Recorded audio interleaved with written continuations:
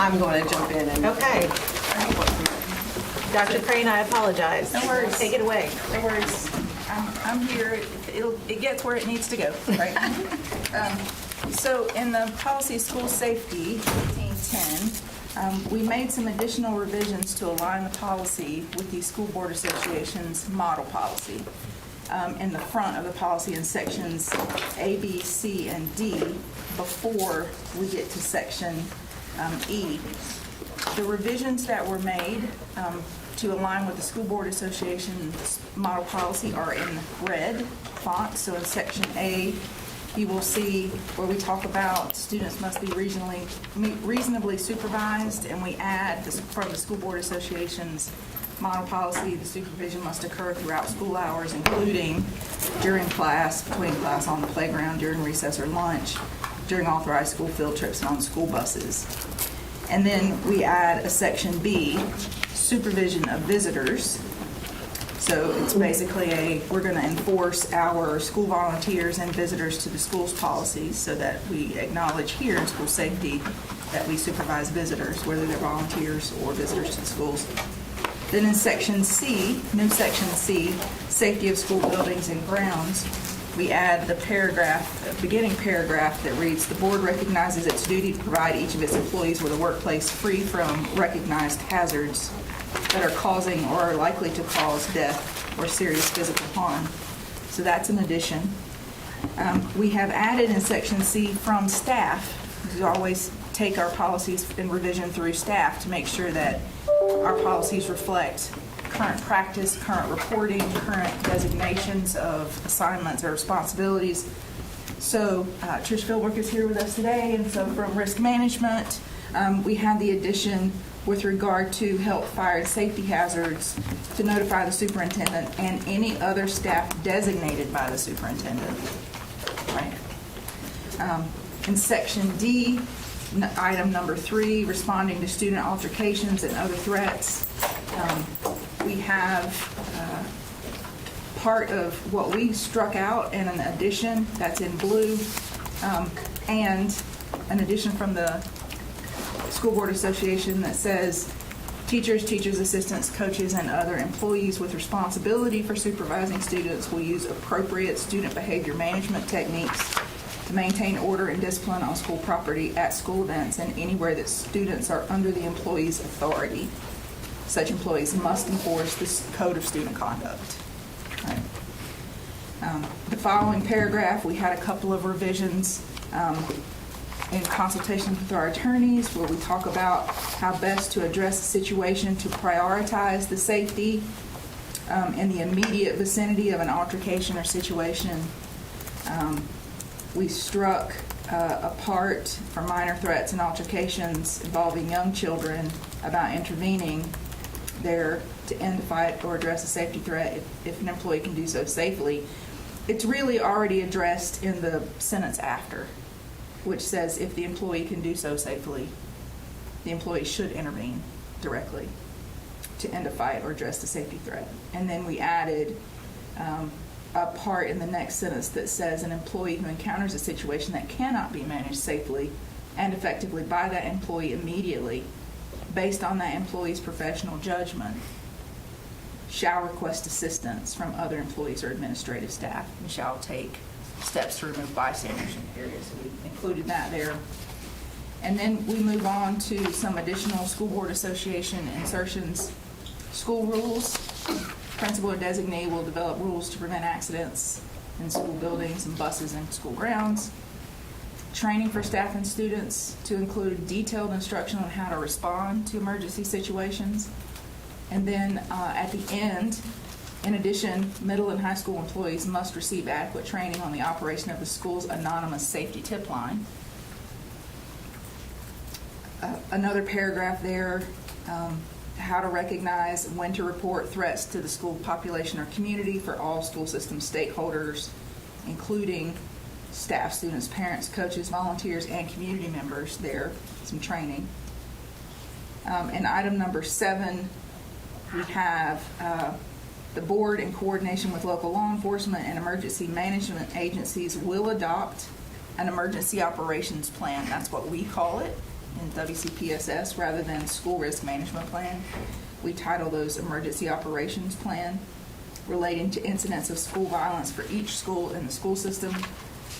Again, just a retitle, and then the school emergency, updating the superintendent, providing the Department of Public Safety's Division of Emergency Management with updates when they're made. Finally, in Section 8, we have reporting suspicious behavior, another insertion regarding the anonymous tip line. Just stating that middle school and high school students use that line. Ongoing student education efforts will aim at minimizing any fear, peer pressure, embarrassment, or other impediments to students reporting potential problems. We want to encourage our students to use that. And then we struck item number 10 regarding student behavior standards because we've already sort of addressed that earlier with our Code of Student Conduct. We made those changes to make sure that we were, again, aligned with the School Board Association's model policy and had those reviewed by our staff. So you will see, again, School Board Association language in red, any Wake County staff revisions in blue. And so that is the part that I've covered up to new Section E, which is the primary part, the big reason for why we are bringing this policy today. Do you have any questions about those revisions leading up to Section E? Mr. Hershey. I have to go back and find it, where we were listing out school hours, including during class, between classes, on playgrounds, recess, lunch. Yes. What about after school? Like extracurricular, athletics? I mean, what's the expectation? What do school hours mean? I mean, does it mean the last bell, or does it mean? As long as you're authorized to be on campus. I think that's a great question. Yeah, the first sentence says, while in the care and custody of the school system, which would seem to include what Mr. Hershey's talking about. The second sentence doesn't include the after-school period. So I'm wondering why we list that out if we're not. Or do we need to list all of those things if it says while in the care and custody of, like, normally we avoid trying to list things because you could find a loophole of, well, it was, Mr. Swanson? Technically, if a student is after school, they have to be accompanied by an adult. So I feel like the language is already in there. I don't know if we want to pull that a little bit more, but in my experience as a former teacher, no student, once the bell had rung, if you're not with an adult, you were not supposed to be in the building. So Right. I don't know if that's a school-by-school thing or if principals interpret things differently, but that was always my interpretation of it. I just noticed also the last sentence in that paragraph does talk about the during and after school. So reasonable precautions should be taken to protect the safety of students on school grounds and buses before, during, and after school. I don't know if that addresses the question sufficiently, but I do not think it actually addresses it sufficiently, but I agree with Mr. Swanson's take that you're supposed to be, but I don't think that's the reality, in my experience being there after school. Well, I also wonder why in this School Boards Association language it says in red and on school buses, and then in the policy language that already exists, we state buses again. As long as the wordsmithing. I think I saw another hand go up. Right. So to me, it looks like the understanding of the language, meaning students on campus, period, need to be monitored for the most part. Right. But I think, to me, it raises the concern, which will have to be shifted to Dr. Taylor and area superintendents, making sure that our administration understands the language and the enforcing of the policy and making sure that the policy is fair across the district, not school by school case, but understanding that we have a universal idea of what it's supposed to look like. I feel like that whole paragraph could just be the first sentence of that paragraph. Correct. I was just thinking that. Which sentence are we on? Dr. Taylor? So Neil, what I would ask is I understand the question, but I want to make sure that if we put language in the policy that doesn't commit us to a certain level of supervision. Right. So I know that last sentence does talk about reasonable protection after school hours, but is that something that we need to be concerned about if we put specific language in? It's a good question. I mean, I think that the standard of care normally would be reasonable precautions. So then that would apply, that's a flexible standard that would apply in multiple situations. I'm not concerned about the NCSBA language setting too high of a burden. It is, I agree, it's sort of oddly structured, 3 sentences that seem to have different scope. When you look at it all together, I think there's a good argument it does cover before school, after school, during school. Reasonable supervision should be provided. However, if you want to clarify the second sentence, because the second sentence does seem more limited, that's not a problem. But we could add a phrase in there fairly easily to note that supervision must occur throughout school hours, et cetera, and before and school-sponsored before and after school activities. I think might be one way to address it. Mr. Hegarty, Ms. Edmonds, Ms. Rice? I'll defer. Okay. My point on it was that I did think it was a little redundant. Just a reminder, this is language that comes to us from the School Boards Association. We might not choose to adopt it for reasons we said, but that's all. So, under section D, number 3, Oh, hold on. Ms. Rice, did your question have to do with section A? Okay. no, mine does too. Yours does too. Okay, great. Sorry. Can that, in the red, so section D, number 3, in the red, can some of that language be used up in A? Because it's very clear, teacher, teacher assistants, coaches, other employees with responsibility for supervising students, et cetera, maintain order on school property, at school events, and anywhere that students are under the employee's authority. That's pretty all-encompassing, I think. Can some of that help us in section A? It is part of the policy, so it does apply. I mean, I think that you could probably move it if you prefer, if you think it fits better in section A. All that's changing is the heading then of the section. Like that, to me, it could fit in either place. Ms. Rice? Define reasonability. Defining reasonable? Yeah. It triggers it's essentially a negligence standard, and there's a lot of case law that it's a flexible standard. It's acting as a reasonable, prudent person under the same or similar circumstances. And that's generally the standard of care that would apply in a negligence suit. So it's intended to be flexible because what's reasonable depends very much on the circumstances. And that's the point that I'm Yeah. trying to make. Like, how do we, again, I'm always concerned about 199 different scenarios. I want to allow us to be cohesive around what happens in one place happens in the other place, that everybody understands the ground rules.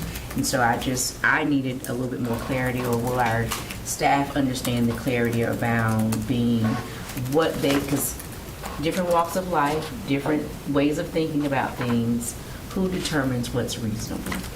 And I know it sounds like, oh, it's reaching, but no, it's not. In real lived experiences, people can stretch whatever or condense whatever, but I need to better understand what we're defining as reasonable.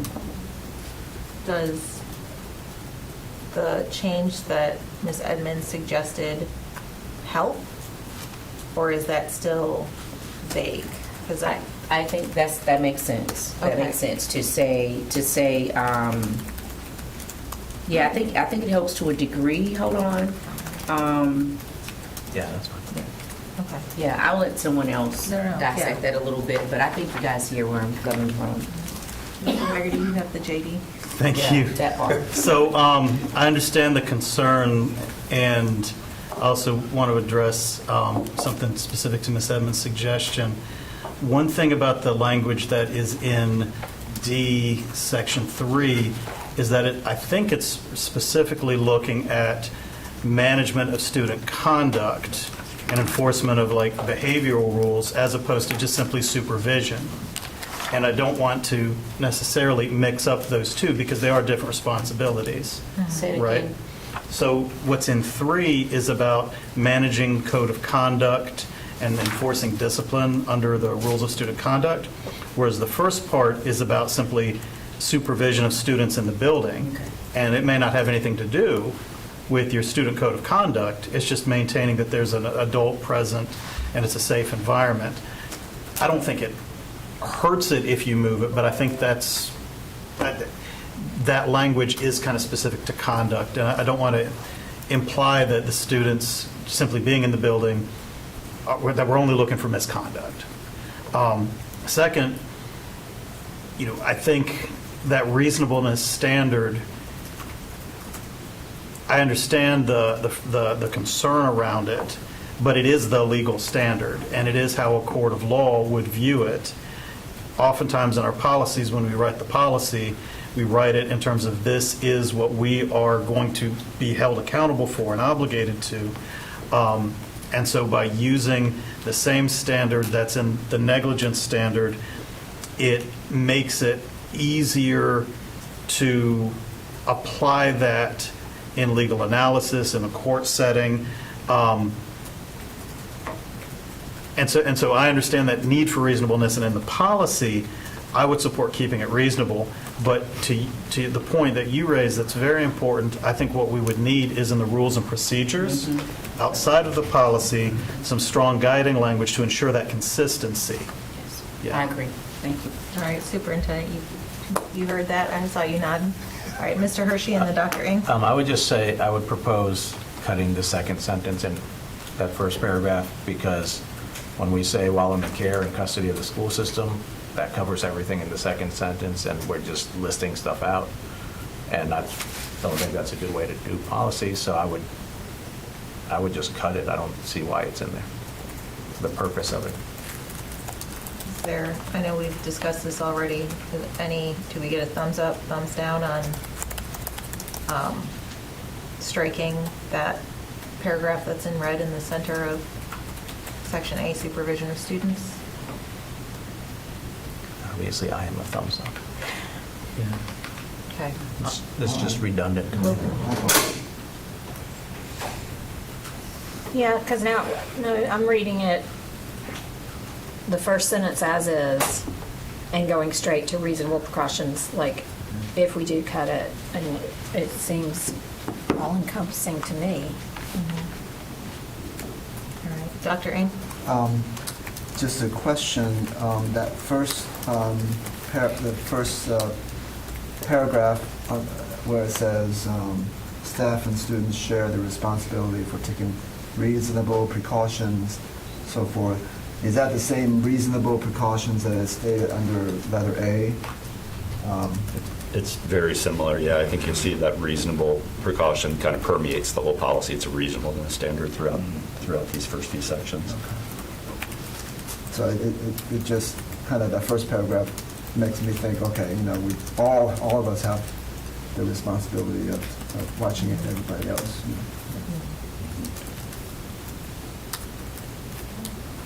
Any further questions? I do have one, and it's Section D,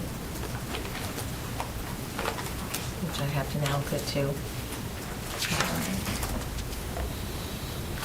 When we talk about establishing procedures to address potential safety concerns and emergencies, and talk about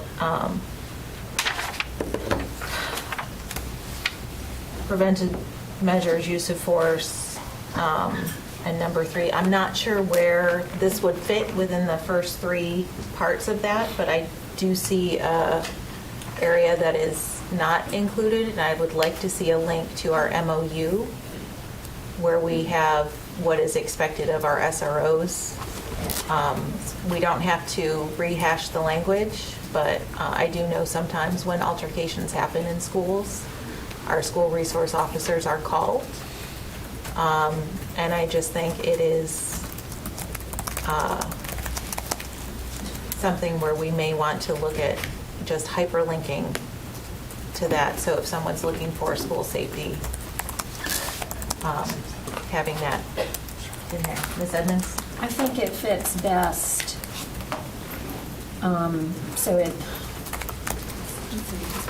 third paragraph, where it says an employee who encounters a situation that cannot be managed safely and effectively, that employee immediately, based on et cetera, request assistance from other employees or administrative staff or SROs with the link. That's a suggestion, but I think that's where, for me, that's where it best fits, because they're not supposed to be involved unless a staff member can't intervene safely.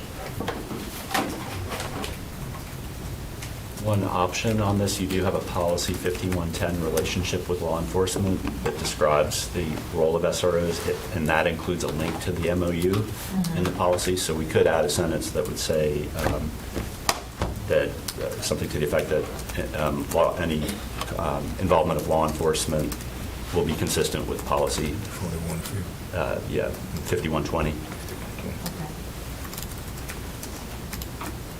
me just bring up 5120,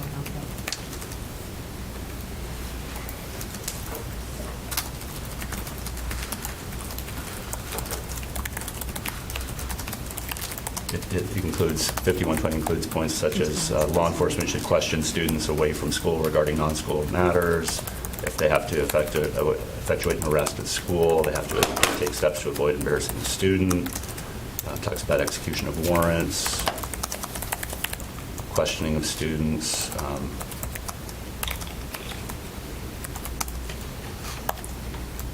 Fairly detailed policy, and then it links to the MOU. I think it's the MOU where you're going to find more clearly delineated the role of that SROs do not play a direct role in student discipline matters, except to the extent that they're needed for safety, that they're there to enforce criminal law, not ordinary school discipline. I think that would fit, linking to the policy, which has the MOU under that umbrella then. Yeah, just a thought. I'm good with that.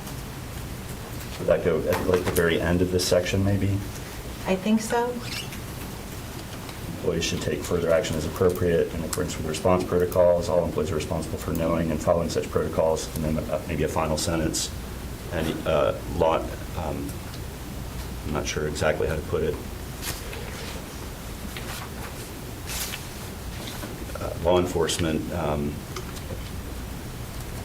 So what paragraph are you? Shall act I'm in thinking at the accordance very with end of section policy. D. Right before the start of number 4, school Yes, rules, so yes. it's immediately. Yes, the very end of At the D3. very end of D. Seems like a good place to put it.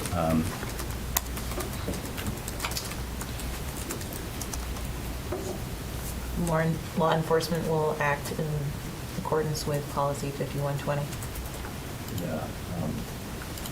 Or maybe, would it get to your point to say something like law enforcement may be involved, any involvement of law enforcement shall be consistent with policy? I like that. Yeah, I think I just didn't want to leave that out because I do know that that's a part of the school dynamic that we have. And make sure that if someone's looking at this, we're not assuming that only employees are getting involved. Shall be consistent with policy Mr. 5120. Hershey? In the same section, number 4, school rules, are we both creating more work for principals, particularly or do we not have standard rules for on-school buses, for instance? Like, I'm not really sure why a principal should be creating separate rules or required to create rules for on-school buses. I feel like that's to what Ms. Rice brings up is we're going to have 199 different rules for buses. I would agree with the school buses because no individual school is going to supervise the buses that come Right. to the school. But in terms of the building and grounds, the That I get, principals use yeah. them. Yeah, absolutely. Okay. So just strike out on-school buses or? Or you could change shall to may is another option, No, I think shall is probably right for on school grounds, as Not for the buses. superintendent said, but I don't know about the on buses part. I have to say about the buses piece, because we do have incidents that are occurring on these buses, or so we do need to keep the buses pieces in there for principals to do the best they can around the preventive incidents of buses. So I don't think that that really should leave. So what I would suggest is that take school buses out of that sentence and then add a sentence that says the transportation department is responsible for consistent rules among all buses. Because, if we talk about principals, there are going to be 199 different. But I think that would still reflect what you're talking about. Well, and I was going to say, and maybe in discussion with the principal, because usually if there's a transportation, and former principals in the room, help me out, it's usually the principal that handles discipline at the bus level if Right. there's a suspension off the bus Sure. or a seating chart that needs to be maintained, and it's not just the authority of the bus driver or district transportation. Also So the nuance of the student, right? What special needs that student might have, what supports that student might need is also something that the school leader could do. And do we want to say, as we're talking about buses, do we want to just say school transportation? Because we do have students that take other methods of transportation and they're still in our purview. I understand that those are contracted, but we still have a reasonable responsibility to the safety of those students, a full responsibility of the safety of those students. And there are many rules. They're in contracts with the transportation vendors. So, Mr. Haggerty?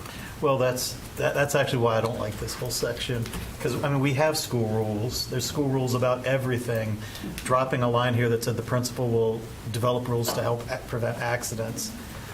That really seems to not acknowledge all of the work that we've been doing forever to prevent accidents in schools. And to a point Ms. Rice had raised, if the principal or designee is doing this in 199 different schools, what is the level of consistency versus if they're district rules or things handed down, appropriate to each grade level, but still with some central office guidance.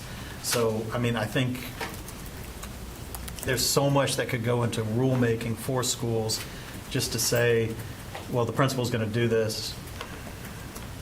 I don't know how much it really adds, and if someone looks in that and says, well, that means it's just the principal's authority to do it, and then you don't have that consistency you're talking about, if that's a problem.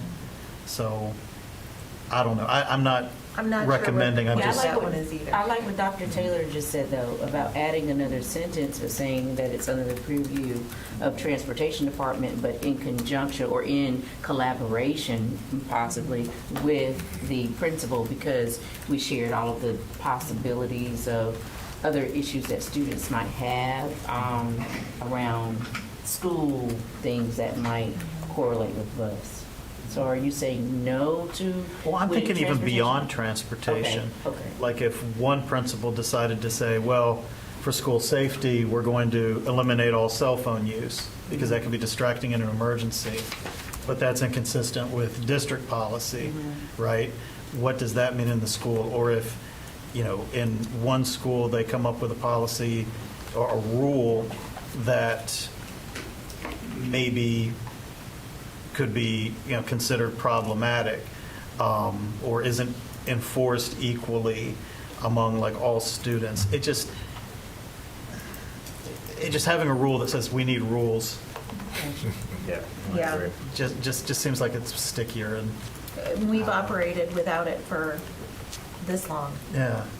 It almost seems like, You also don't really need a policy that says a principal can develop rules for the school. Principals do that all the time. Right.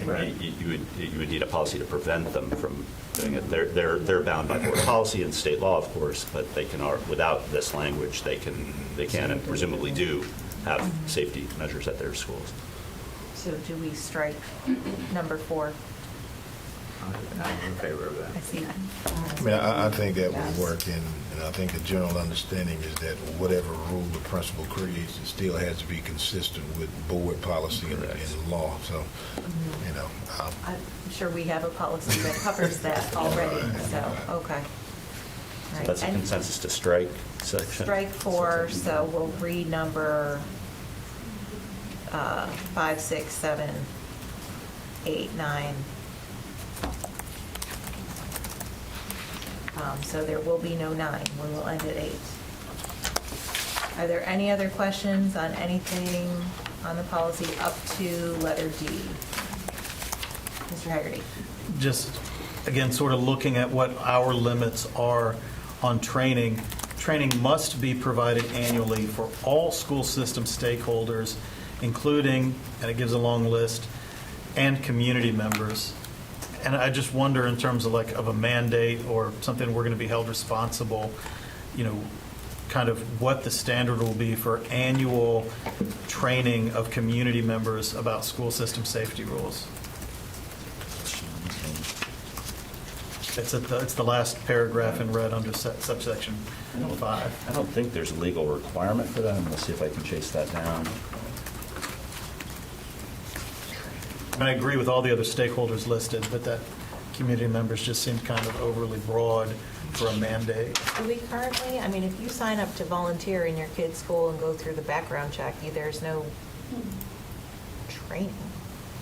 Is there training required? I don't think so. So then we're setting up something that doesn't exist. And then if we don't provide it and something happens, then we're not following our own policy. Right. Looks like it's a recommendation from the Center for Safer Schools.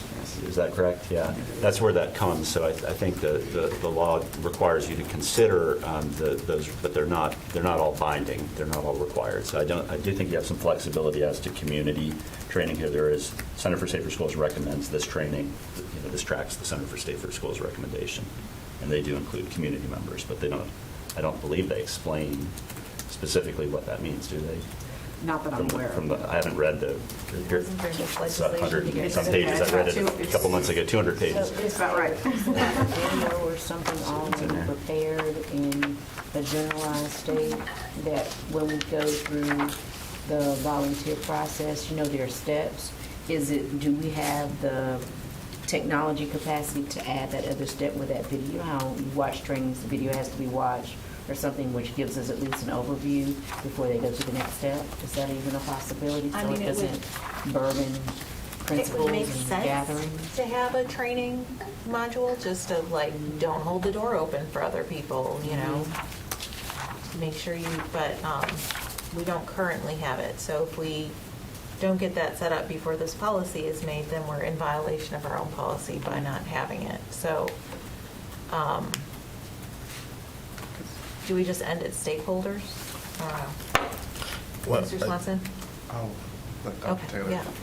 I think community member, if I were to strike any, it would be that, because all the ones before that, there is some level of engagement that we have. If they're a coach, if they're a volunteer, we're going to do some kind of training. But community member, I don't know if that'll create a nexus for the district, because that could be anybody that's not necessarily associated with the school. But if I were to strike one, it would be that. But the others, we would have a responsibility to provide that training. So I think that's what you were alluding to, right? That's Well, right. and it also says parents, right? I mean, that's not even signing up to volunteer, just by having a child enrolled in the school system, we're going to, I mean, how do you get training for that? Well, I think part of that would be information that we send home to parents. That's going to talk about how they expected to enter buildings, blah, blah, blah. Now, that could, I get the point, because, parents could be something that you could also take out as well, but the others we do have a direct connection to. We send home a parent handbook, so we could put information in there. Mr. Henry just whispered to me, Yeah. but I don't know.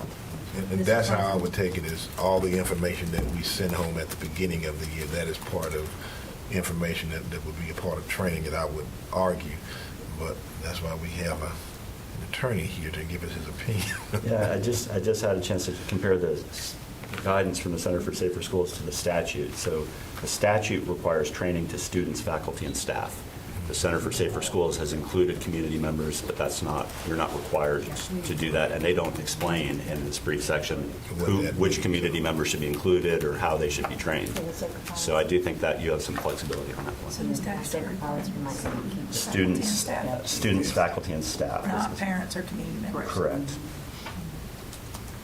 Yeah, that, You can have it as that was kind of all. what I was thinking about, is that realistically, who can we actually control the training on? It's students, faculty, and staff. And then, And everybody else would just be kind of, recommendation or just disseminate information too. And I think since we are talking about for Safer Schools, maybe this can be a goal or an objective that we can do to show that we're going above and beyond what statute says or policy says, so that we do offer this in the video and things like that in a future stance for people to do. What were we suggesting? So superintendent, maybe create a volunteer video so we can go and meet those recommendations, but So this is, and I hate to, from a policy perspective, I don't like to keep adding it because it can get convoluted.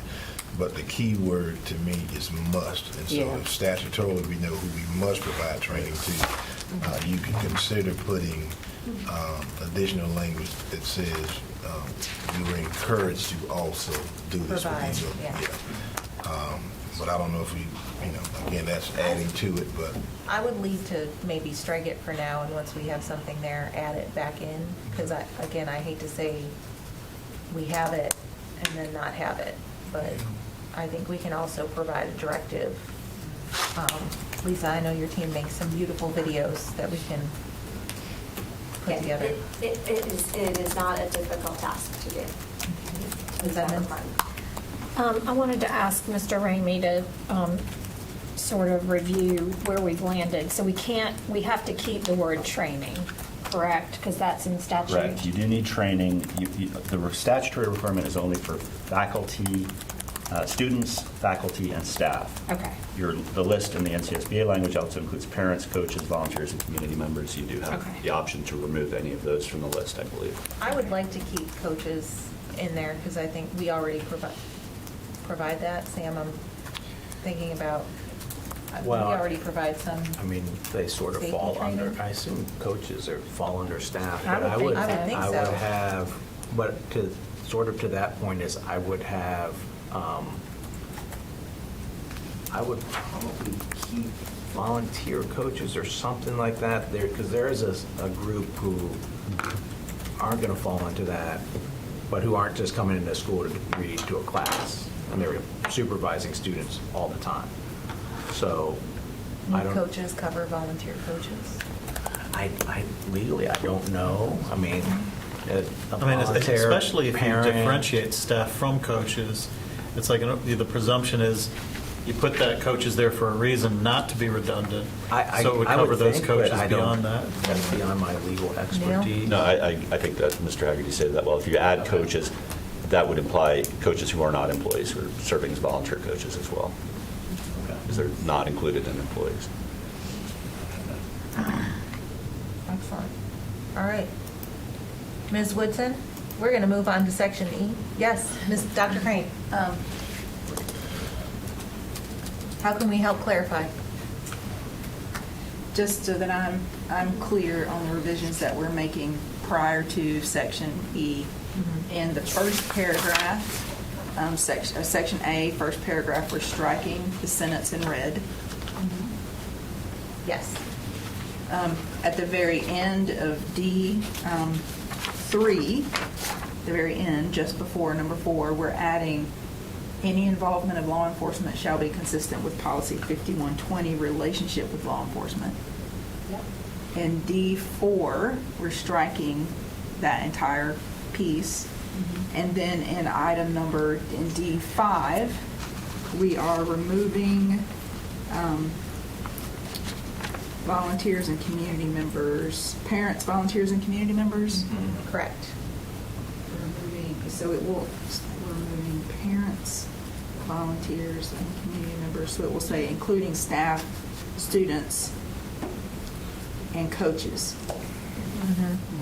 Yes. And then, what would be a reasonable time to get something so that we can, before July 1, could we look at doing a volunteer training module that's just embedded in that? Would that be a long enough lead time? for volunteers? Sorry, what was the deadline? So July 1, because that's when our new volunteer set comes. July? Well, and I'm just thinking, like, let's not change it halfway through, so this current year's volunteers then have to go back and take a training. Let's, Yes. okay. All right, so we'll look at bringing this policy back next year to add volunteers with, or so we can add volunteers to that, and so they have some safety training, because I think that's important. Is there in our school? Yeah. Yep, All right. that's great. Okay. Ms. Whitson? All right. So good morning, everyone. This is probably not traditional for policy committee, but we thought we would do a few minutes before we start section E to give a little bit of context. Thank you. To help out a little bit. So thank you to Dr. Crane, who's going to help me kind of move through this slide deck for just a moment. So I'm going to hopefully give a little bit of context about where we are, what we have been doing even prior to this legislation, and what the legislation is telling us now, and of course how we've gotten to a place where we need to add this to the actual policy. So we'll go ahead and go to the next slide. We just wanted to make sure we give you a little bit of an update, so that I'll give you some background context again around what we are talking about with regards to behavioral threat assessments across the organization. Go ahead. Thank you. Okay, go ahead. Thank you so much. So I just wanted to highlight that this is legislation that came through in July of 2023, actually. And in general, these are some of the tenets. Of course, it's much larger than this. It is hyperlinked. If you want to go look at the legislation, it's hyperlinked in this slide deck. But in general, we want to make sure that we have a threat assessment team that exists. We have a district team already, but we also have teams that exist in each one of our schools. And that the Center for Safer Schools were required as a result of that legislation to generate guidance, which Mr. Ramey has here. I actually have a copy in my office that I reference almost every day right now. It's a nice thick document that the Center for Safer Schools has created to provide that guidance to us about how we interpret that law. That guidance really came out about March of 2024, and they really began the training on that over the summer of this past year, July and August of 2024. The governing body is obviously the public school units for each one of those, and this really started to become in effect, in theory, in October of 24. I will say Wake has a little bit of a leg up. We actually have been doing threat assessments really for about 3 years. I think we kind of started some training in 2020, and I'll share a little bit more about that in just a moment once we go through this slide deck, so I can give you the context of what we've been doing, always in effort to do better, and this legislation will require us to be more robust, but will help us to move towards that. So, next slide, please. Thank you. So these are the big buckets. Again, there's much more involved than just these 4 tenets, but in general, a school is to make sure they have a multidisciplinary team. This is a suggested group of individuals that might be included on that team, right? And I will say, on any given day, you might have one of these people that are at work or not at work in that day, or they might be an itinerant staff member. But in general, these are the individuals you want to make sure are a part of that. And what we want to do on that team is we just want to gather data. If Michelle has made a threat in some way, we want to make sure we know about Michelle, right? What do we know about me? If I'm a special education student, are there a pattern of behaviors? What do we know about me? And it could require a variety of things, but that way we're not looking at one data point. We're looking at a whole host of data points to determine kind of where we think that threat might be. And then the third bullet goes into the fact that that team, after they gather that data, will sit together and determine what is the risk, right? Do I feel like this might be just something I just said and there's really no risk? I have no access to weapons. I have no history. There's no real concern here. It might have just been an act of anger. Is there a moderate risk? I've got some indication that something might be happening, but not necessarily any specifics around that. Or is there a high risk, right? Are we very specific about what that threat is? Do we have access to weapons or other materials that might cause a danger to other people? What does that look like? So the team will kind of collectively come together to that point. And then ultimately, we write an assessment of those findings. That goes home to the parent. If you're doing an assessment on me, you would send that home to my parent. But we also track that data, and we do have a current system, although we are also in the midst of creating or getting a new system. So we'll talk about that again in just a moment. Thank you, Julie. So just wanted to share that we have been working on this a lot this year, needless to say. We are working for professional learning. You will see some professional learning coming out across the organization, really starting in January. We're going to talk about that in the policy, that we have to do that in those first 60 days. We'll make sure that these new teams will have a newer, updated version of the professional learning. We have been doing this, as I said, a little bit before, without this legislation. We will also make sure that we are working to have policy in place, and then, of course, there'll be support for school leaders as well. So just wanted to make sure you knew that those things are coming. Is that the last slide? That's the last slide. Perfect. All right, so I think we can probably, let me jump into a little bit of where we have been up to this point, and then we can jump into the policy just so that you can have some context of what we've been doing. Really beginning in about 2020, we saw the landscape that this is something that was going to be important for our schools to start to investigate, and really through the National School Psychology Association and some other agencies nationwide, they were starting to think about how do we ensure that we have capacity in some of our student support services staff to make that happen.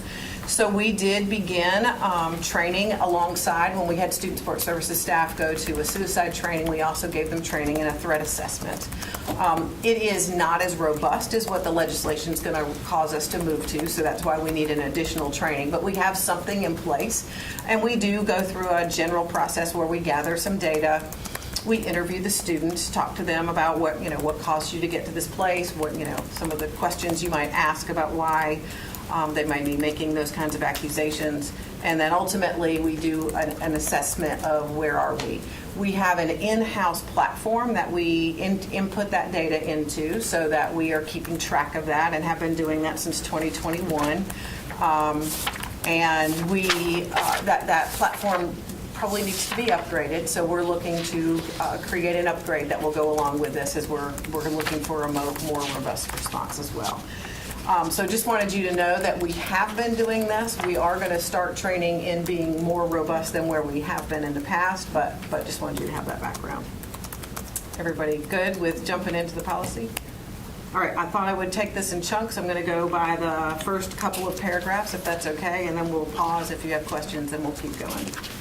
So in accordance with General Statute 115C-105.65, the superintendent shall establish a multidisciplinary threat assessment team for each school within the school system to identify, assess, and manage behavior of students or others who may pose a risk of violence, harm, or self or others.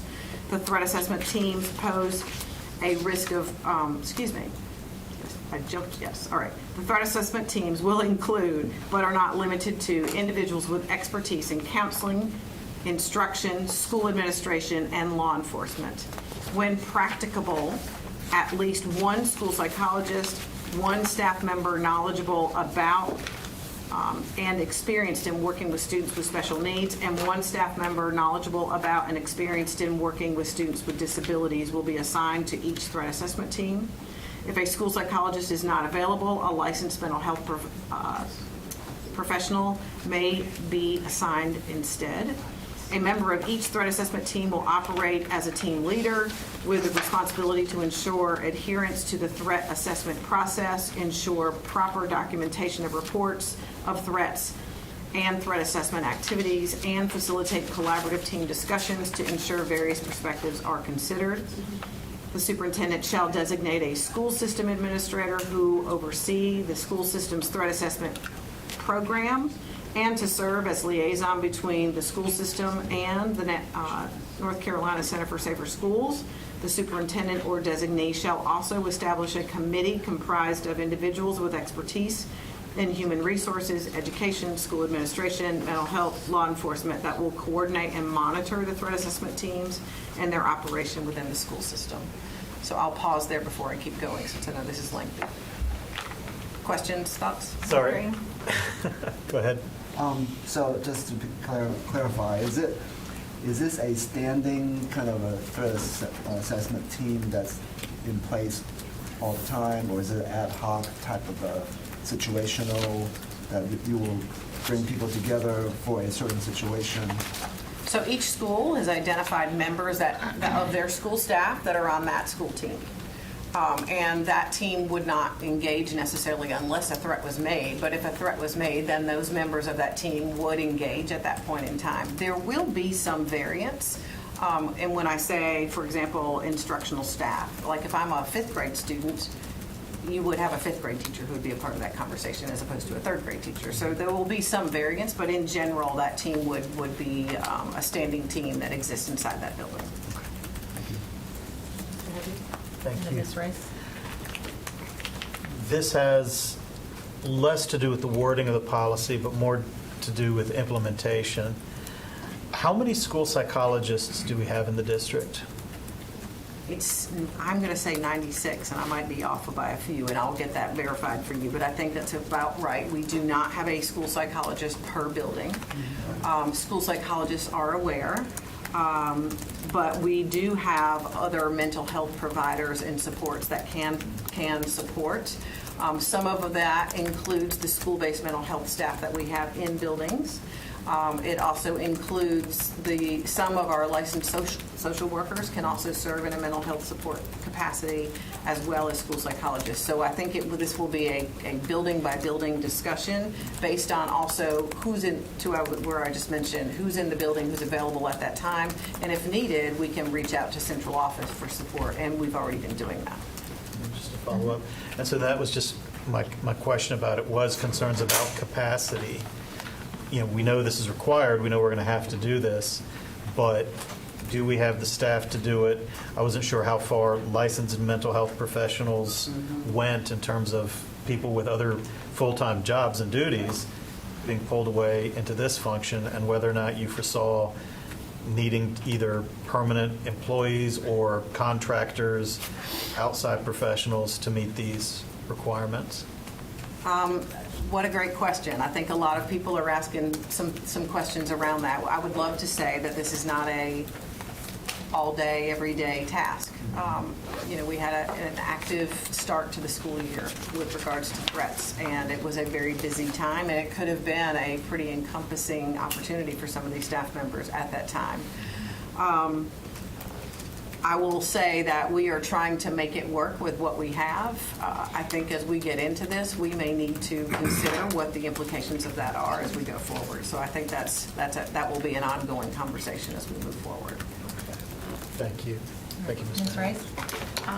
Thank you for this. I had the same questions around Chair Haggerty, but I do have to your point of what you made, that this is when a threat happens, we implement this process. And so my mind just goes to the fact that we can prepare for something, but if we don't have any active practice in it, we don't want people scrambling after this process. So I wondered if this particular team, to Dr. Eanes' point, is will this team be able to meet at least once or twice annually to gather so that they know that they have all the components that they need for this threat assessment, versus because we don't have these threats every day where we need to gather these people. And so we don't want people to lose a skill set or an understanding of what to do. We want our folks to be ready so that they're not stressed out about what should we do, who should be there, or that. So even if we don't have a necessary threat, I may be asking a lot to do it for them to gather twice annually, maybe once a semester, but even at least once annually, they should still gather at some point if they actually haven't had a threat of some sort. And I would assume there's annual training that we provide. So we're in the midst of needing to ramp that up now, and we are building that training as we speak. We've had training, as I mentioned earlier, in the process we had in place prior to. But to your point, before school starts, it says in this policy and in the Center for Safer Schools, as well as the first 60 days of implementation, they will need to go through some scenarios in that. So we're really working through that process. To your point, we also want to help build their capacity even before they do their first round of that, right? So we want to make sure we can do that. I agree. Thank you. My question was how much of what we see in red, and I know as we go through the subsections, we'll see, some additional clarification in blue from our staff, but how much of what's in red hugs the statute and how much flexibility do we have in this? I imagine most of what's in red is statute-based. Yes, I think it is. It's interesting. So we've had lots of conversation back and forth, both by the recommendation of the Center for Safer Schools versus what is in red and what is statute-based. But I think, yes, the majority of that is. Of what Michelle has read so far, everything is directly out of the statute except for the idea of a team leader, which is a recommendation from the Center for Safer Schools. Yes, that's right. And then my final question, I know that you're checking on psychologists, but I would really like to know how many mental health or social science professionals do we have in the district as a whole? I think it's just to give us a baseline of what we might need to do, a partnership and collaboration if we can't afford to get more. Got it. All right, good to move? All right. So Michelle, last thing, do we have data on the number of incidents that we've done in the past We before do. this new legislation? We do. So threat assessment totals in the 21-22 school year at the high school level, 131. Middle school, 329. Elementary schools, 798. In the 22-23 school year, high school 156, middle school 438, elementary school 1,036. And then threat assessments in the 23-24 school year, high school 170, middle school 452, and elementary school 1,129. And the threat assessment could be initiated by a statement a student makes? Correct. By a drawing?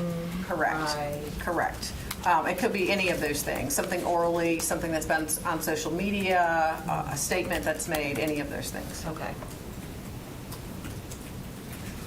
Great. All right? Yes, ma'am. And by chance, off the top of your head, do you know how, of the 96 psychologists or mental health professionals we have, do we know how many we actually serve in the elementary school capacity?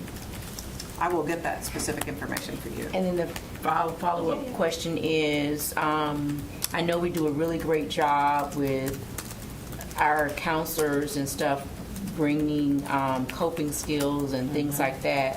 How often are we really addressing that with students on a routine basis, being a part? How often are students touched with that particular curriculum and information? Okay, yes, we can do that. And we do coping CAT, those very Right. same things, and even in small groups as needed in addition to that, so absolutely. Thank you. I'm sorry. Thank you. No. All right. So number one, under training, beginning with the 25-26 school year, all team members will receive behavioral threat assessment and management training annually to provide, prior to the start of the school year. Individuals who join the team in the middle of the school year must receive training within 60 calendar days of joining the team. Team members for the 24-25 school year designated as such of January 1, 2025 will receive training pursuant to this policy prior to March 1, 2025. So just saying we're going to provide that more robust for this year. Number two is assessment and intervention. And unless the superintendent establishes a different classification system and the threat assessment protocols developed pursuant to subsection E4 of the policy, this policy, threat assessment teams will use the levels of concern table listed in the behavioral threat assessment and management guidance is issued by the Center for Safer Schools in assessing the level of threat posed and forming a response to those threats. So that's the criteria, it's a rubric effectively. And upon determining what a student poses a threat, the threat assessment team will develop a written student support, intervention, and monitoring management plan that establishes interventions and specifies required monitoring times of the student based on the level of concern the student presents. To effectively manage and mitigate potential risk, interventions must focus on building resilience and protective factors for the student while also addressing safety concerns. Questions? Keep going. Dr. Green? In part of the training process, will there be like interfacing with our like command center, things like that? So we have partnered significantly with Mr. Scott, who's over there, to make sure that we are in alignment around what we're doing. And I think that we've been talking, honestly, we've had this conversation with school leaders in the month of October. I've had 4 support sessions with principals over the last 2 weeks. We've met with a division of principals, really trying to get feedback and making sure we're thinking through this with them. But to your point, if there is a safety concern right now, and Michelle's made a threat and we're worried about safety, we do everything along the protocol of the safety management plan, the emergency management plan. Once we have mitigated the immediate safety concern, then we're going to go through this process. Did that answer your question? Mm-hmm. Okay. Good? Okay. Number 3, information sharing. Parents of a student or minor will be notified as soon as practicable that a threat assessment will be or is being conducted on their student. The threat assessment team will contact the parents and provide them the opportunity to participate in the threat assessment. The team is not required to extend the invitation to participate if the student or minor discloses abuse or neglect from the parent. Once the threat assessment is completed, the team will provide its findings and conclusions to the parents, including any interventions the team is recommending be put in place for the well-being of their child and the school community, and any school system or community resources that may be useful for the parents in seeking help for their child. You have to notify them immediately, not as practical as the language says, because that could be a few hours later. If there's, days later. it could be days. I'm just, the reading, like, the language has to say immediate, whether it says immediately or, but it's got to be right away. The other question I have in this whole policy, and maybe I should wait till you get to the end, but let's say someone raises a concern and there's a threat assessment. Is that going to a student's file that they've had a threat assessment done? Like, how is that maintained? So currently, we have a kind of a static system that is what we call it OASIS. It's just a platform that we have in-house kind of programmed ourselves that just identifies Michelle Woodson's name, what school I am in, what grade, was a threat assessment done? Yes, it was done. It was low, medium, or high, and just any important information we need to have with regards to that. So we do have to, we are required to keep that information. We do want to seek a more robust system. So I've actually submitted a grant to the Center for Safer Schools as a part of, hopefully to hear from that very soon, so we can start looking for something a little more. Required by state law? It is through this legislation. We have to report out, not your name, but we have to report the number of threat assessments we do. But if there was a threat assessment that turned out to be not 100% not true, whatever, however it was started, does that still stay with the student then? It's not a part of their cumulative record. Is that what you're asking? Yeah. Yeah, it is not a part of their cumulative record. We just hold on to it so we can identify how many threat assessments we've completed in the course of a year. Okay. All right, thank you. Was there more to section 3 in that blue language? Yeah, I was about to read that. Is that okay? All right. Wait, okay. Sorry. Question for revision. Mr. Hershey had a concern about as soon as practicable. Yes, correct. I leave it to y'all to wordsmith it, but Well, so I wanted to hear from staff Yeah. why they use practicable as opposed to immediate. I mean, immediate sounds good, but is there some reason or specific? I would say practicable because if there is imminent danger, we're going to keep people safe first rather than make a phone call, right? If there is an immediate situation that's happening and law enforcement is involved and they're investigating or potentially in the middle of an arrest that might be occurring, we're going to deal with that first before we do anything else. Just wanted to add, too, that this notice is not that a credible threat has been determined, it's that a threat assessment has been conducted. Correct. So to Michelle's point, this could be a very dire situation where the student's being brought in for an evaluation, but the focus is on finding a weapon on school property right now. And the notice could then go an hour later to the parents. A threat assessment was conducted on your child after he was alleged to have had a weapon on campus. So I agree. I understand, the necessities of it. But I just like Ms. Hershey, have some great concerns that this is being conducted and a parent is not fully aware. So, is there a way, while the assessment is being conducted, that a staff person or a assistant principal, someone from administration, can then notify the parent? So therefore, You got a whole team of people working on the threat assessment. One of them can look in Power School and correct. make a phone call. So Neil, my only question would be, if there is With immediacy? legal distance between immediate and practicable. And so I understand Yes. that if we've got a team that's working on a situation, weapon involved, or whatever the case may be, and then they notify the parent 45 minutes later, 20 minutes later, are we going to get into a situation where there's a definition between immediate and practical? Well, that would be my concern. Immediate, When you say it means with- immediate means it means the threat assessment's being conducted at that very moment, no later. The parent will be notified as soon as the other phrases that you often see in policy are as soon as possible and as soon as practicable, and they're very similar. I think as soon as possible is a little tighter. It's as soon as it's physically possible, as there's nothing preventing you from doing it. As soon as practicable, it's slightly more flexible, but I just looked up a dictionary definition that's, it would mean as soon as it's able to be done. It's very similar to it. Well, what I say, like, if we have a student that's, says something that indicates that they may be suicidal, and so there needs to be a threat assessment on that student's mental health,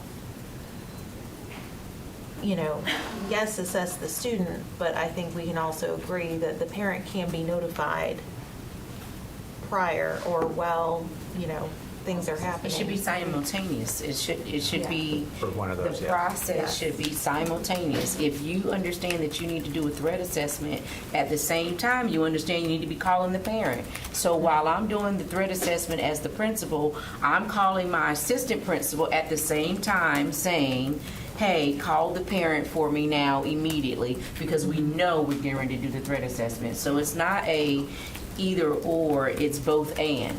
If we say with immediacy, Neil, does that? I'm not sure what that would mean. Immediate to me means immediate. If you want to say immediate, that means no exceptions. As soon as the assessment commences, the notice will be given. I think your other options would be, they come to mind, are as soon as possible and as soon as practicable. Mr. Haggerty? So, and it sounds like might be outvoted on this, but I don't like the immediacy language. If you look here, we have specific protections put in place for the child, that before we contact that parent, we need to determine if the child could be the subject of abuse. That could be physical, that could be mental. And if you're calling them immediately, you have not had time to do that assessment. And I would not want to take a child who could be in jeopardy and make that and potentially put them in harm's way, because the first thing I did was call the parent who, in this situation, could be abusive or in a situation of neglect before I did my due diligence. That's all. Can we switch to as soon as possible? You could, and that, to me, that's similar to practical, a little bit stricter. And that, I guess the question would be, would as soon as possible account for the situation Mr. Haggerty's suggesting, which I think is a good point. It could be a situation, the students engage in some troubling behavior, especially perhaps if it's a young child that said something that's concerning. They bring in for a threat assessment and quickly determine that it's a situation of pretty egregious abuse at home.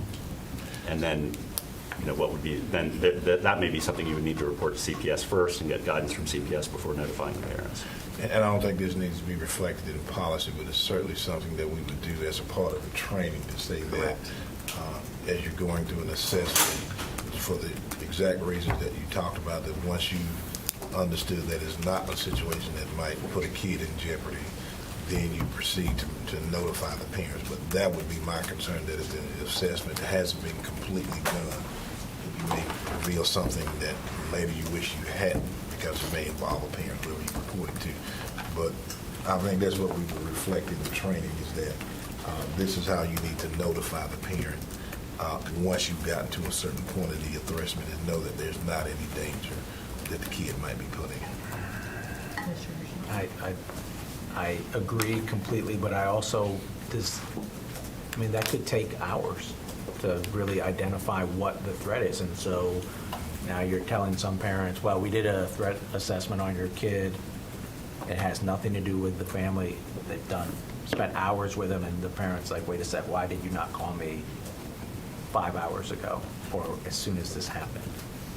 So I don't know where in the process you could or could not find out if it's related to home. And then I know that's in the weeds a bit, but I don't know. I can create a lot of scenarios in which we don't call parents, and I think that's not a great way for us to proceed, because you can, when those things happen, you involve law enforcement and child protective services. They're there for a reason.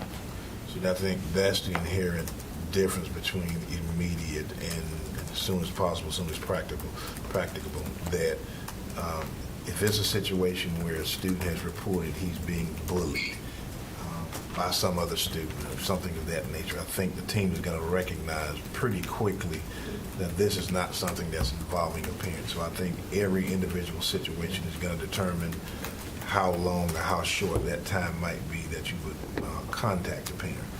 And so I'll always really proceed with caution, and that while a parent's going to always feel that if you didn't contact me immediately, they're going to be upset. But for protective reasons, I would always want to proceed with caution. That's fine. I'm moving on with the blue part. Does that sound good? Yeah. Upon finding a credible threat, a threat assessment team may provide notice to individuals who are the subject of the threatening behavior. And then we have some other information that was removed. Any information sharing with, or between members of the threat assessment teams will be done in accordance with the Federal Family Education Rights and Privacy Act, FERPA, and any other applicable state or federal law, and Policy 4700 of student records. Information sharing among members of a threat assessment team shall only be released in connection with an emergency under the standards established by FERPA. So that gets a little bit at your question about student records. Number 4, go ahead. For reporting to the parents of the potential victim that has been identified, I know that is sometimes very hard for parents of victims to understand the reasons behind not knowing who is threatening your child. And I think, most parents and folks can understand that piece. I know that can be hard for administrators to relay because they know who it is, but they can't share who it is. And so I'm curious what the thought was behind the blue verbiage that was then struck out. like, what was the idea of putting that in there, and then why was it then struck in that language? And I'm going to connect with you, Neil, about that, because I think that largely came from you all. So I'm not, I didn't personally edit this policy. A colleague worked on it. Just looking at it here, let's see. I mean, I think it all goes beyond the Center for Safer Schools guidance and the statute. Am I right about that, I Michelle? think it does, I think yes. so. It Yeah. looks like it was local language that was considered, and at some point, staff in consultation with my colleague decided to remove, but I don't have more background on that than that. But there is going to be a notification to, To the parent. There has to be notice. and I would say, rather than say a threat assessment team may provide notice to the individuals who are the subject of threatening behavior, right? The individual, yes, if it's a staff member, or the individuals or guardians, parents or guardians of that person, because if it's, my child and something has happened, I think depending on the situation, the child may or may not be aware of it, and it's going to be a partnership between the school and the parent to decide what to disclose, because you've got different levels of maturity, different age ranges that you're dealing with, but the parent or guardian should absolutely be notified. And I worry that by just saying individual, it looks like we're going to just be telling one of the students and not their. So just add or guardian. Dr. Ng? I just wondered that strikeout sentence, does it have anything to do with the first paragraph where you talk about if a school psychologist is not available, a licensed mental health professional may be assigned instead? Would that person be outside of the system? I wasn't sure what the... I'm not Is sure that where you're. the earlier? I don't think we read that's earlier? relevant to that. No. We're in section 3, paragraph 2. Is that what? It was in that first paragraph under E, threat assessment teams. Oh, I was trying to figure out why that was struck out, removed. so some school districts do use like telehealth because they don't have enough school psychologists. So my guess is that provides that for them. But I would also read that like as a school counselor might be under that umbrella, so that you're not needing a school psychologist. Am I correct in that interpretation? Yes. Okay. Mr. Hershey? I apologize for not bringing this sooner. We have tried in some other policies to not just use the word parent, because a lot of students have guardians. So whatever the language we've been using to be consistent, I would appreciate that change. Good point. I'll move on to 4. Is everybody good with that? Okay. Threat assessment protocols. So in consultation with the Center for Safer Schools guidance and with established threat assessment teams within the school system, the superintendent shall develop, implement, and update threat assessment protocols and procedures that comply with the requirements of General Statute 115C-105.65. At a minimum, these protocols and procedures will delineate the roles and duties to be performed by designated threat assessment team members, the expertise and training of the professionals who will serve on that threat assessment team, the steps to be followed in the threat assessment process, including the implementation of interventions, supports, community services, the time frame required to responsibly act upon reported concerns, and the engagement of school resource officers and/or law enforcement in the threat assessment process, and the process of documenting reports of threats and threat assessment activities. The protocols and procedures will differentiate between assessments and intervention at the elementary, middle, and high school levels as appropriate. The superintendent or designee shall send a copy of this policy and the threat assessment protocols and procedures to the Center for Safer Schools when approved or revised.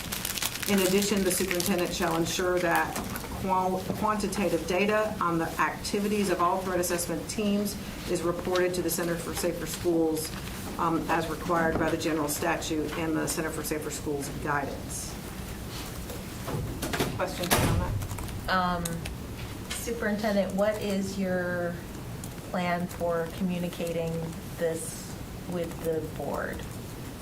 Because it says you have a duty to report this to the Center for Safer Schools when approved. Does this require board approval? Is it your approval? Like, what is your plan for communicating with? I mean, we'll certainly determine if it requires board approval of the reporting. I will do that simultaneously. It will be submitted to the Center for Safer Schools as provided to the board as well. Okay. Any questions on this section from folks? All right, Dr. Crane, do you want to run down all the revisions we have for Section E? Sure. For Section E, I have a note to myself in E1, the last sentence, we have some extra words in there. It says designated as such, as of January. Should take out the as such. I'm still unclear in E3, the first sentence, as soon as practicable. Do you want that to remain as practicable, or do you want it to say as possible? Let's come back to that one because I know it was one that Ms. Rice was Okay.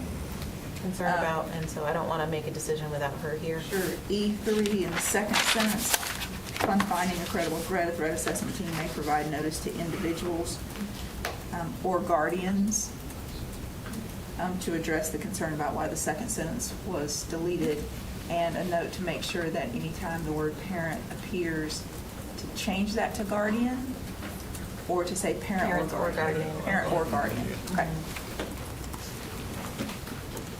All right.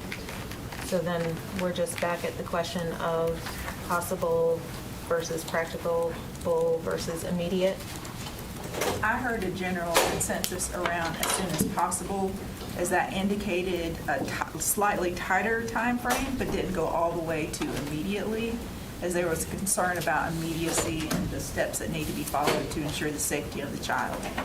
So what I heard was Neil indicate that is slightly tighter than practicable, but not all the way to immediate. One of our engaged community members noted that potentially as soon as possible, no later than, is similar language that is in the suspension notification policy. So if there's matching language, that might work, and I'll leave it to you to double check that. All right. But no later than, And I don't know what it says in You have to go that back. policy. I think that's for you all to Yeah. determine. So if it's going to be 24 hours or something, you know, we in our disciplinary and our code of conduct. For suspension notices, I did just want to note that the same paragraph at the end says that the parent will receive notice of after the threat assessment's been completed. A written So summary. You get a written summary after it's been completed. So you already have that's a built-in hard deadline of more specific notice. What's included here is more just notice that an assessment is being conducted or will be conducted. So I guess the question would be, do you want to, it sounds like there's probably a consensus for as soon as possible, and then the question is, do we want to add more to it than that? sit on it for a little bit. Yeah. Think about it. Although I want to make sure that we're settled in that language, so we'll do something we don't normally do, where we will come back to this after the next policy, because I don't want to proceed until we have that. So we'll make sure to come back, so stick around. And we'll switch to our next policy, which is 4720, surveys of students. And if you all would remind me of the need to just come back when we get to the end of surveys for students. All right. Thank you, Ms. Woodson. To be continued. In policy 4720,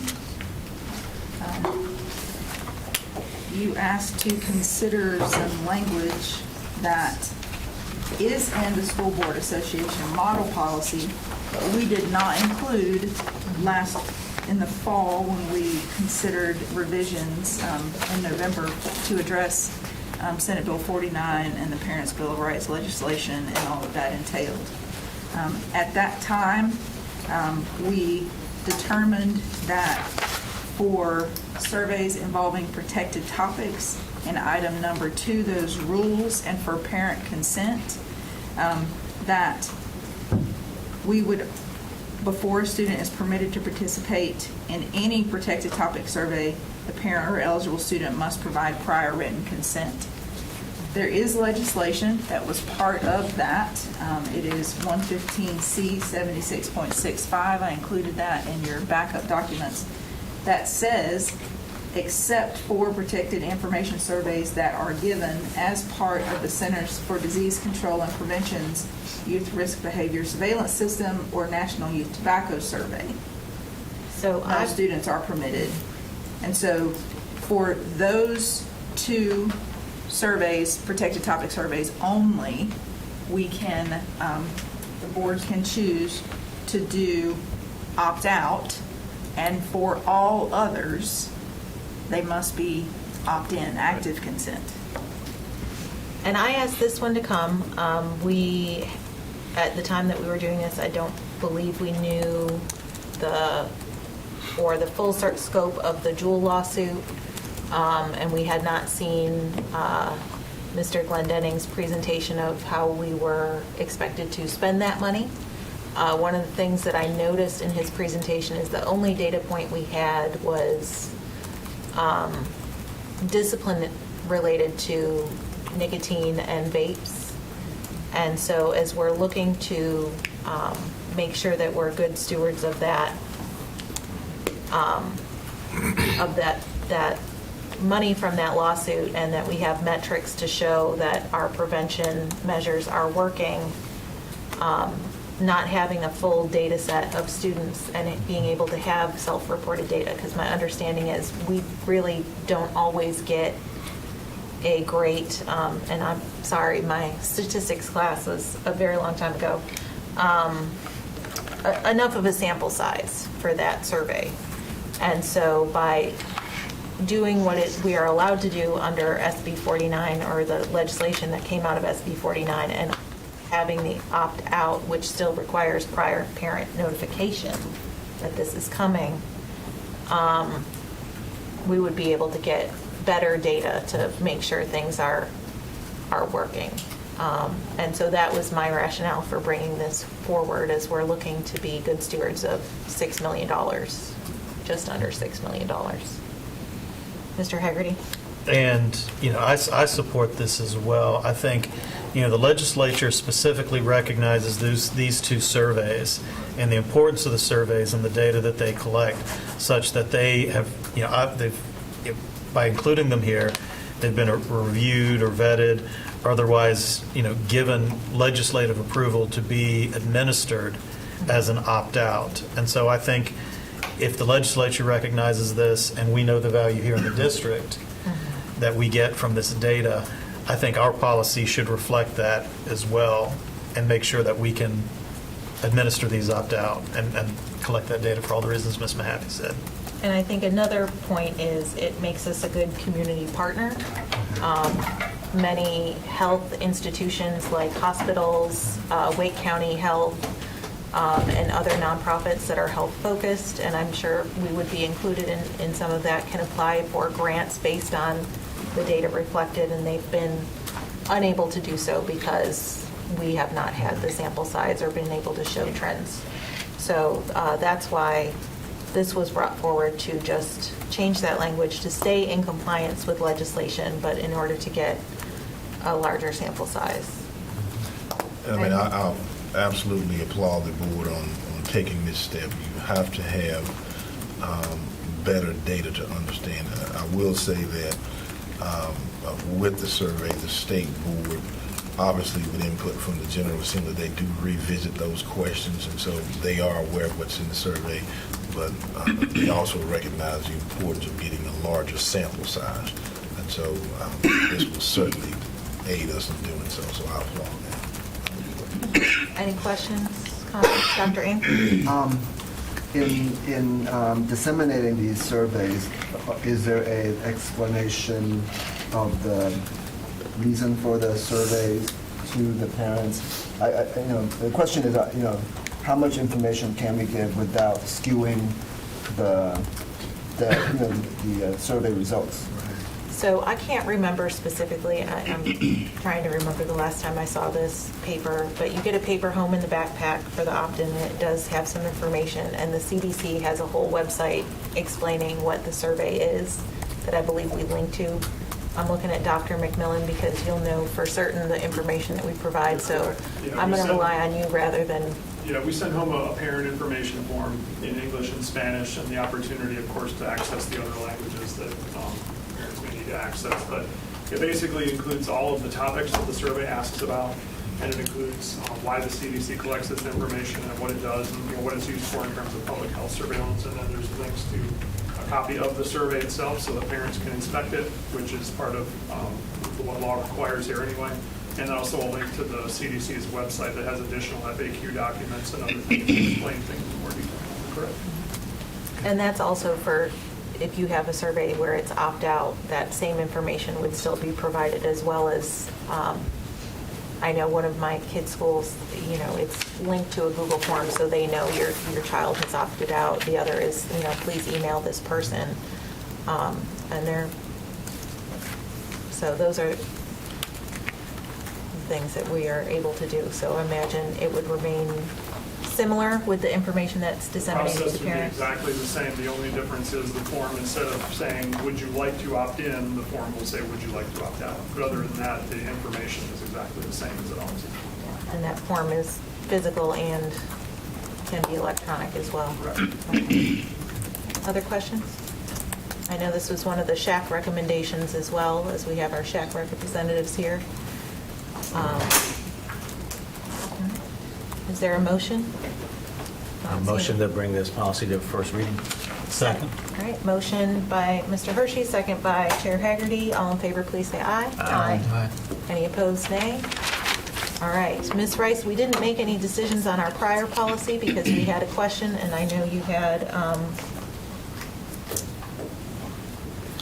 we had talked about immediate versus possible versus practicable, so I want to go back to that for a moment. Dr. Crane? Yes. So the question was, in the policy for 1510, E3, the first sentence says, the original language is as soon as practicable. You guys considered also as soon as possible. It sounds like to me, my recollection and summation is you landed on as soon as possible, as that was a little, it was indicative of greater urgency as opposed to possible. Practical, sorry, but not all the way to immediate, so that all of the concerns could be taken care of for the security and safety of the child. So if we could just go around the room and if folks could just say practicable, possible, whatever their preference is. Yes, sir. The suspension language is when reasonably possible, but, When reasonably possible Yeah. for suspension. yeah. So, yeah, that was Mr. Hershey's suggestion, Ms. Rice, was that we echo the suspension language that we have, which he's found is when, can you say that again? What was sent to me was that when reasonably possible, but in no event more than 2 days after the suspension was imposed. So that 2 days would be too long for this, but that was the language for 4,300 RMP.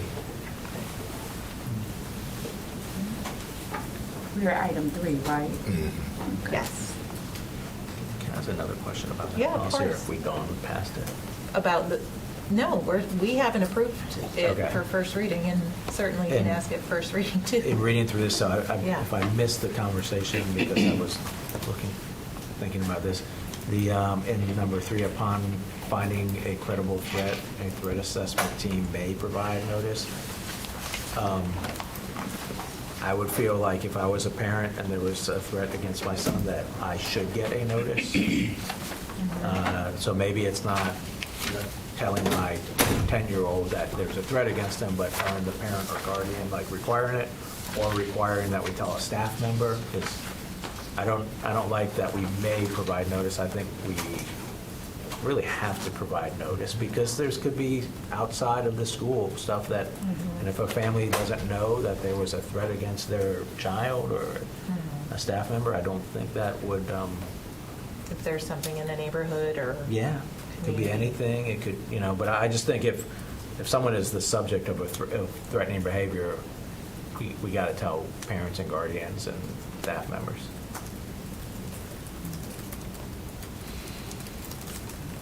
So just for context, the statute says upon finding a credible threat, the threat assessment team may, is the word, take one of the following actions. There's 3. One is recommend that the individual involved be referred for mental health services. 2, provide notice to individuals who are the subject of a threatening behavior. And 3, provide notice to the appropriate law enforcement agency.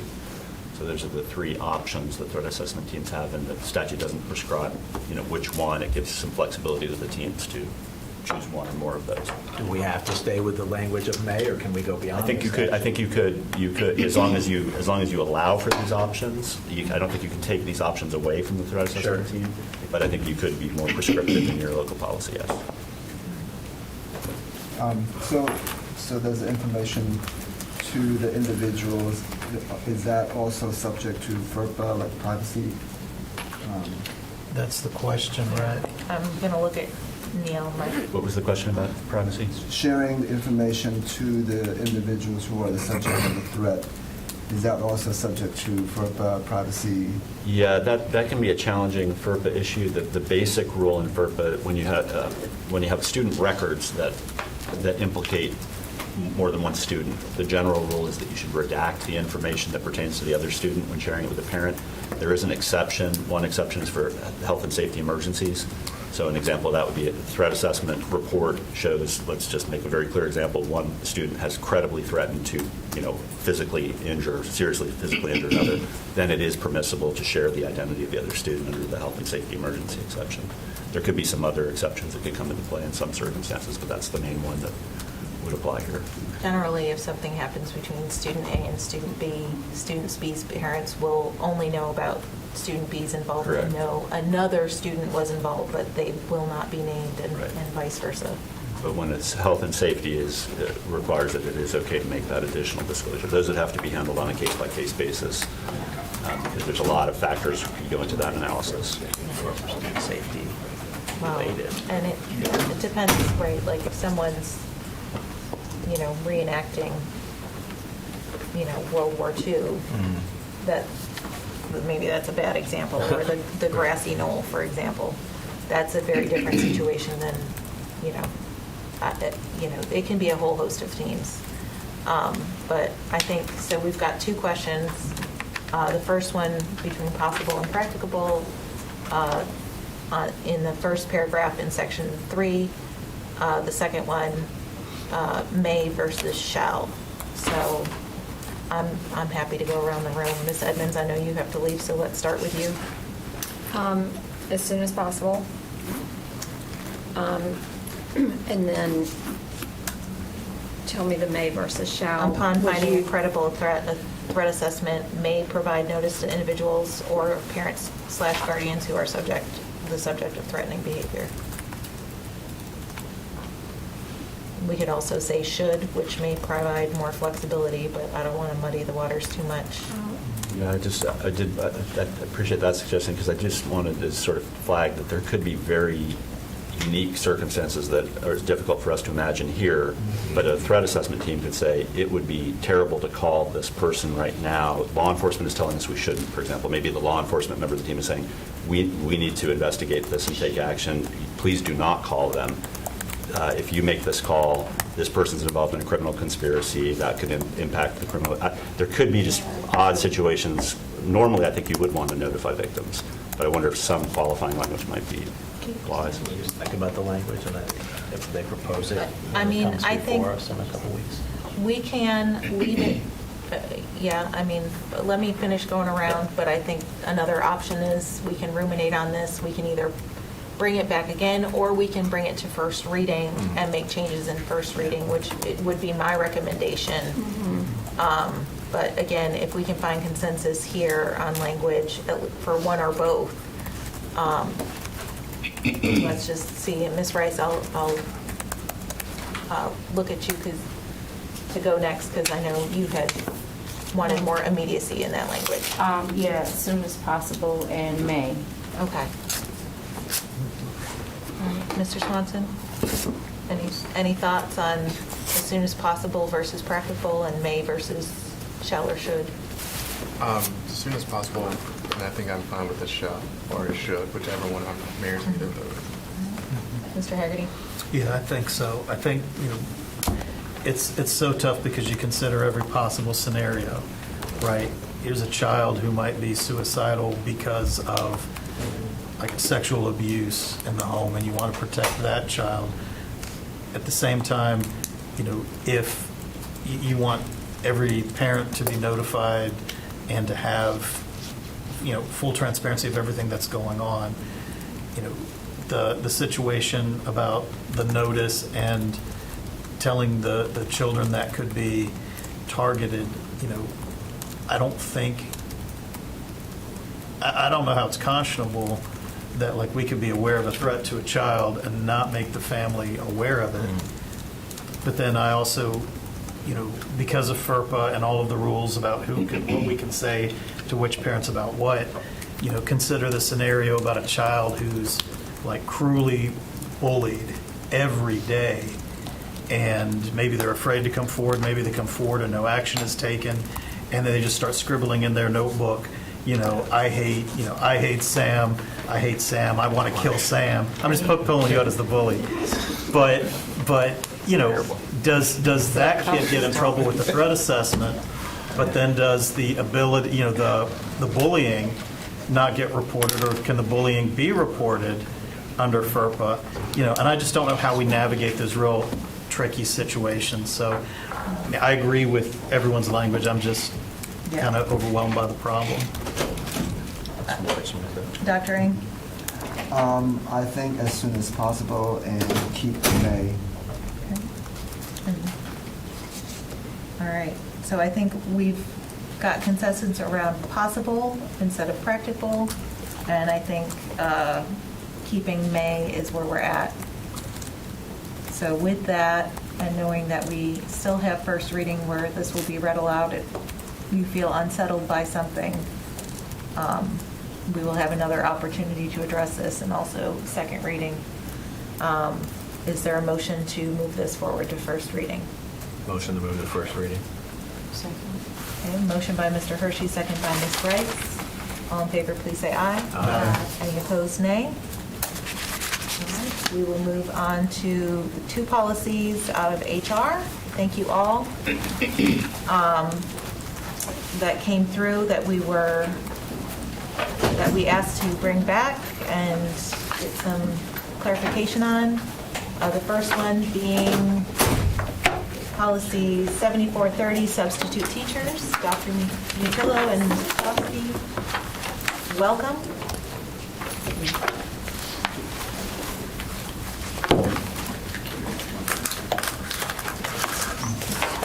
And Dr. Mutillo, I think you have someone to introduce us to now? I do.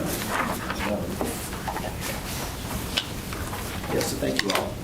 Dr. Anita Alpenfels is serving as our interim senior director for employee relations, so she's here with us today as well. Sally has agreed to lead the presentation to you all this morning, and certainly we'll all contribute as well. So I'll turn it over to Sally to present some of the revisions that we've made based on the feedback we heard last time. Thank you. Good morning, Chair Mahaffey, board members, Dr. Taylor when he comes, Dr. Crane, everyone else. I am Sally Kotowski, Senior Administrator for Compliance in Employee Relations, and happy to be here with you today. Today we're bringing two policies back for the committee to consider.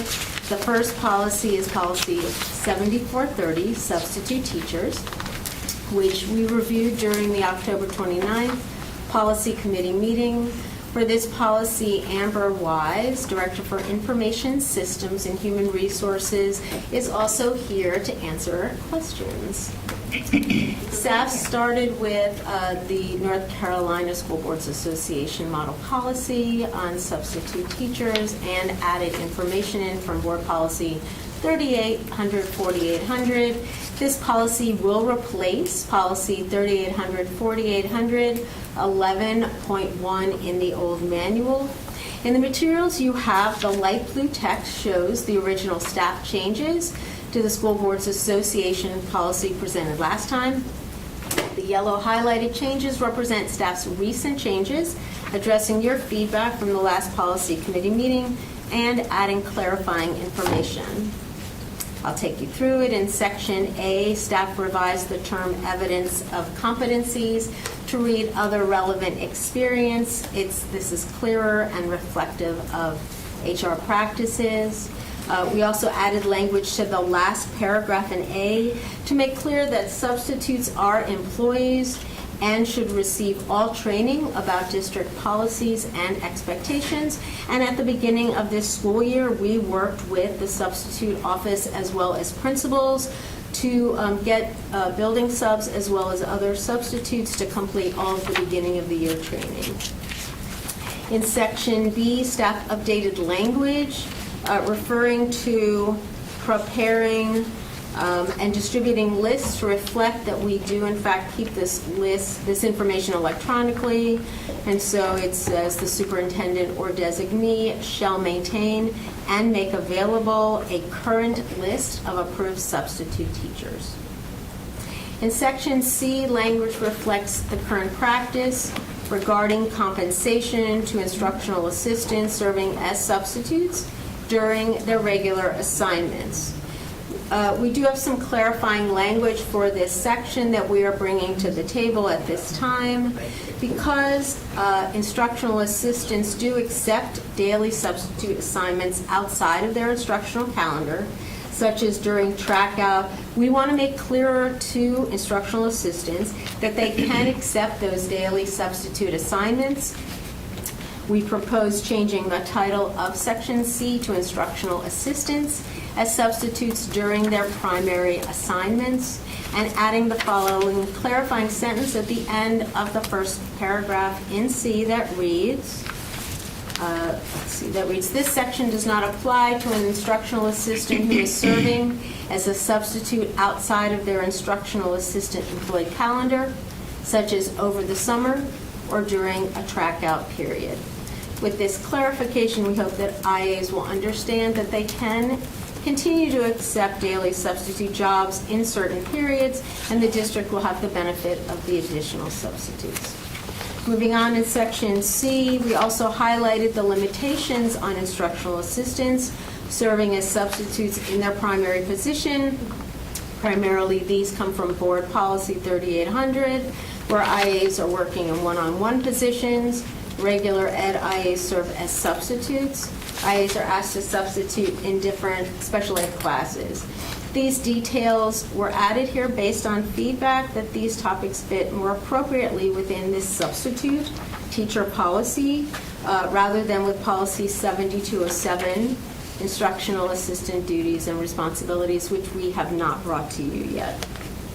In Section D, the board members expressed interest in providing an earlier notice to parents and caregivers about the continuing presence of a substitute. And we would like to add when a substitute teacher is expected to provide or has been providing instruction for more than 2 weeks, the principal should notify the parents or caregivers of the affected students of the substitute's assignment to the relevant class or course. We also would like to add at this time adding guardians where there's a reference to parents each time in Section D. We also decided to keep the Title I notice procedures separate because they deal with specific schools and specific licensure concerns. Happy to answer any questions at this time. We had a pretty robust discussion last month. I think one of the big things was the parental notification piece and wanting staff to look at that and bring it back. Are there questions or concerns or clarification that anybody would like on this today? No, well done. Don't look at me. Okay, I wasn't sure. No, I wasn't sure if you no. were contemplating asking a question or No, not. I was no, trying to well read your done. face. All right. I think we answered everything that we had, so thank you so much for that. Yes, very well done. So is there a motion to move this to first Motion reading? to move the first reading. Second. I couldn't even get the sentence out. Hey, we can do A motion by Mr. Hershey, second by Ms. Rice. All in favor, please say aye. Aye. Any opposed, nay.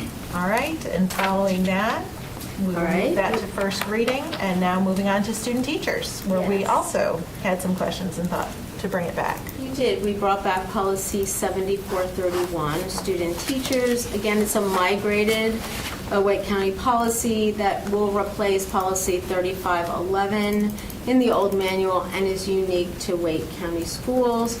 To assist with any questions about the student teacher program, also here today is Sherry Morris, Senior Administrator in Talent Acquisition, who is involved with the student teacher process. Thank you, Sherry and Amber. The blue changes again show our original staff changes to existing policy presented at the last policy meeting.